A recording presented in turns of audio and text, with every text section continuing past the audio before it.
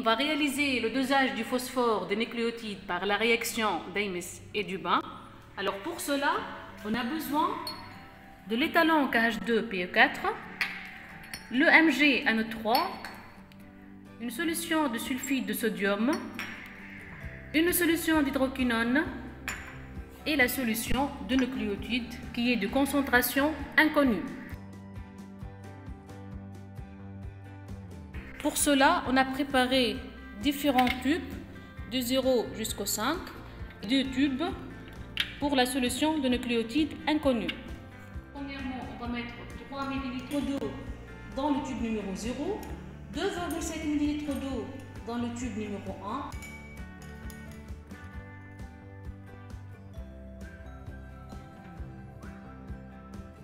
« 2,6 ml d'eau dans le tube numéro 2, 2,5 ml dans le tube numéro 3, 2,4 ml dans le tube numéro 4 et 2,3 ml d'eau dans le tube numéro 5. Par la suite, on va mettre l'étalon phosphore en utilisant la pipette de 1 ml. Donc on va mettre 0,3 ml dans le tube numéro 1. Donc on ne va pas mettre dans le tube numéro 0. On va mettre 0,3 ml dans le tube numéro 1 et 0,4 ml dans le tube numéro 2. 0,5 ml dans le tube numéro 3 et 0,6 ml dans le tube numéro 4.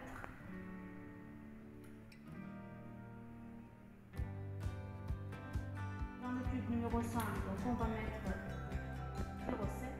Maintenant, on va mettre 200 microlitres de solution de nucléotides de concentration inconnue dans le tube N1, puis 200 microlitres aussi de la même solution au tube numéro 2. Par la suite, on va ajouter 50 microlitres de MgNO3 dans tous les tubes.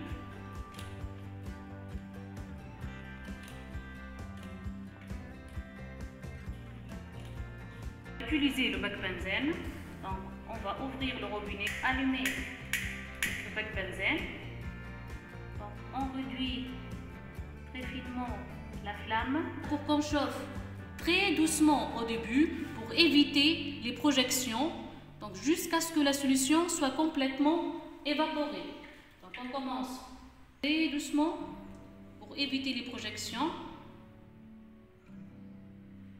On chauffe jusqu'à ce que la solution soit complètement évaporée. Vous observez ici, il y a quelques projections, donc on essaye de les éviter toujours. Donc on chauffe très doucement. Donc, cette étape est nécessaire pour la minéralisation des nucléotides. Voici les solutions qui sont complètement évaporées. Donc malgré ça, on va poursuivre le chauffage environ 1 minute. Maintenant, on délaisse bien refroidir sur la paillasse, puis on ajoute dans chaque tube 3 ml d'eau distillée. On va ajouter 3 ml d'eau dans chaque tube.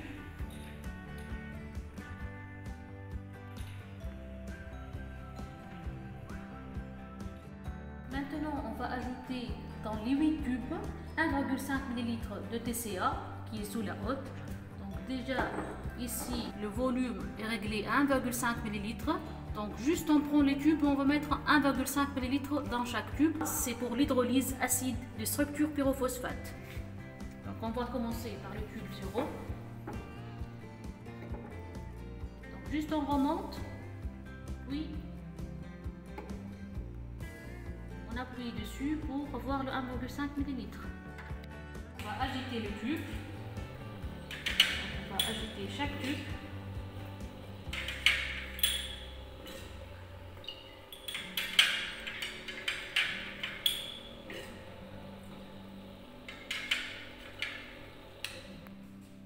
Puis on va fermer les tubes avec du coton.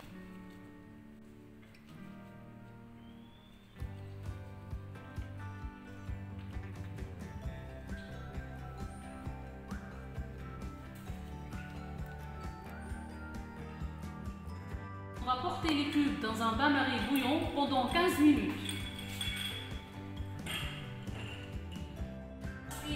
fait sortir nos tubes du bain-marie et on va laisser refroidir sur la paillasse. Maintenant, on va ajouter 1 ml de réactif molyptique qui est sous la hotte. Comme d'habitude, le volume est déjà réglé à 1 ml. Le piston, puis on appuie pour faire descendre le volume.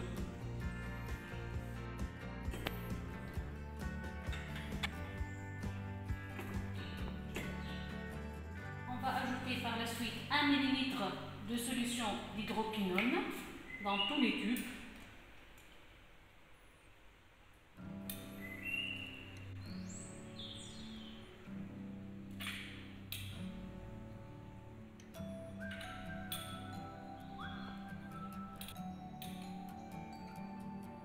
Ajouter 1 ml de sulfate de sodium dans tous les tubes.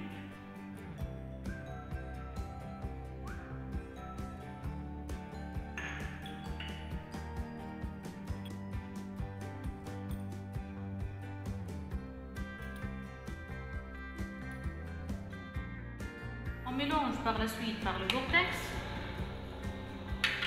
Donc on remarque bien le développement de la coloration bleue.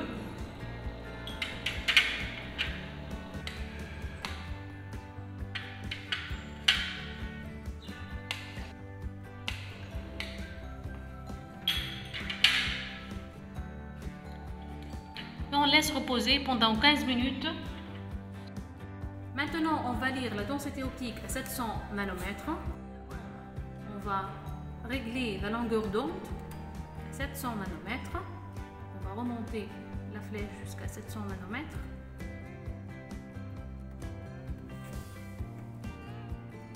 C'est bon.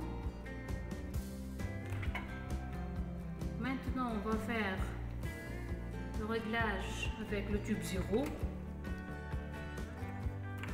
on va transmettre le contenu du tube 0 dans la cuve. Le bouton 0.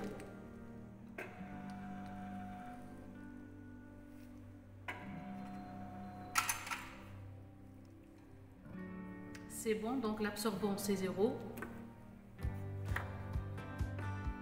On commence par la lecture du premier tube, le tube numéro 1, et sur le bouton F. On va lire donc la densité optique de la solution de nucléotides de concentration inconnue.